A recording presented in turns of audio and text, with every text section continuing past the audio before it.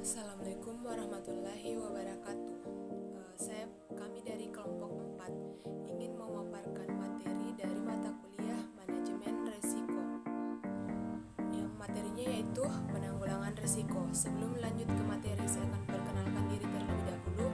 Perkenalkan, nama saya Fitriani, NIM 1057211516118. Yang kedua, atas nama Rizwan, NIM 1057221102018. Yang ketiga yaitu Alia Siska, NIM 1057221104618.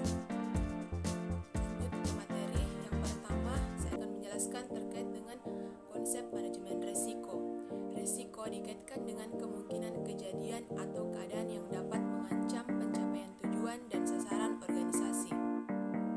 Sebagaimana kita pahami dan sepakati bersama bahwa tujuan perusahaan adalah membangun dan memperluas keuntungan kompetitif organisasi, resiko usaha merupakan fluktuasi yang terjadi karena adanya ketidakpastian. Salah satu cara yang banyak dipakai untuk mengurangi risiko ialah asuransi. Saya akan melanjutkan materi dari kelompok 4 yaitu penanggulangan risiko. Faktor-faktor yang perlu dipertimbangkan dalam memilih cara penanganan risiko. Yang pertama, kemampuan perusahaan tersebut dalam menghadapi risiko. Yang kedua, persediaan dana perusahaan tersebut untuk mengatasi risiko-risiko yang terjadi sebelum mengambil keputusan memilih cara atau metode penanggulangan risiko yang akan dipilih. Yang ketiga, menganalisis tingkat risiko yang sedang dihadapi agar dapat mengetahui cara yang tepat untuk menanganinya. Yang keempat, cara yang digunakan sesuai dengan kondisi dan kompleksitas. Yang kelima, fasilitas serta jenis bahaya tersebut dirasa dapat membantu mengatasi penanggulangan risiko. Yang keenam, teknik tersebut dapat membantu membedakan tingkat bahaya risiko. Penanggulangan risiko. A. Meminimalkan risiko. Banyak yang berpendapat bahwa salah satu ciri entrepreneur yaitu berani mengambil risiko. Risiko keluar dari zona kenyamanan yang didapat selama ini dan masuk ke dalam zona baru yang penuh dengan ketidakpastian. Namun, yang perlu digarisbawahi adalah seorang entrepreneur sukses bukanlah orang yang berani mengambil risiko saja, tetapi mereka juga harus bisa mengelola segala risiko menjadi sebuah peluang baru yang menguntungkan. B. Memisahkan exposure.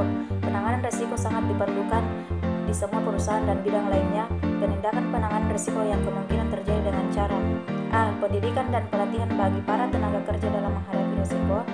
B. Perlindungan terhadap kemungkinan kehilangan. C. Perlindungan terhadap orang. Yang dimaksud dengan pemisahan risiko di sini adalah menyebarkan harta yang menghadapi risiko yang sama, menggantikan penempatan dalam satu lokasi. Materinya itu yang bagian C, memindahkan atau mengalihkan risiko. Kita semua familiar dengan konsep asuransi dari kehidupan sehari-hari. Dan hal yang sama berlaku dalam bisnis. Sebuah kontrak asuransi pada dasarnya merupakan transfer risiko dari satu ke pihak lainnya dengan imbalan bayaran. Contohnya, ketika Anda memiliki sebuah rumah, ada risiko besar akan kebakaran, pencurian, atau kerusakan lainnya. Jadi Anda membayar sebuah polis asuransi rumah dan memindahkan risiko tersebut ke perusahaan asuransi. Jika sesuatu terjadi, perusahaan asuransi yang akan menanggung kerugiannya, dan sebagai imbalan untuk jaminan tersebut, Anda membayar premi. Yang bagian D yaitu mengumpulkan risiko. Mengumpulkan atau pooling menambah banyaknya exposure unit dalam batas kendali perusahaan yang bersangkutan, dengan tujuan agar kerugian yang akan dialami lebih cepat diramalkan, jadi risiko dapat dikurangi. Salah satu cara perusahaan mengumpulkan risiko adalah dengan perkembangan internal.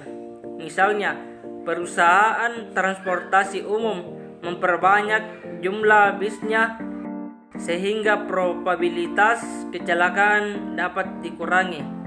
Satu perusahaan merger dengan perusahaan lain di perusahaan asuransi mengkombinasikan risiko murni dengan jalan menanggung risiko sejumlah besar orang atau perusahaan. Yang bagian E yaitu meretensi risiko. Retensi risiko adalah perkiraan secara internal, baik secara utuh maupun sebagian dari dampak finansial suatu risiko yang akan dialami oleh perusahaan. Jenis-jenis retensi risiko. Yang pertama yaitu retensi risiko yang terencana atau planned adalah asumsi yang secara sadar dan sengaja dilakukan oleh kontraktor mengenali atau mengidentifikasi risiko. Yang kedua yaitu retensi risiko yang tidak terencana atau unplanned, terjadi ketika kontraktor tidak mengenali atau mengidentifikasi keberadaan dari suatu risiko dan secara tidak sadar mengasumsi kerugian yang akan muncul.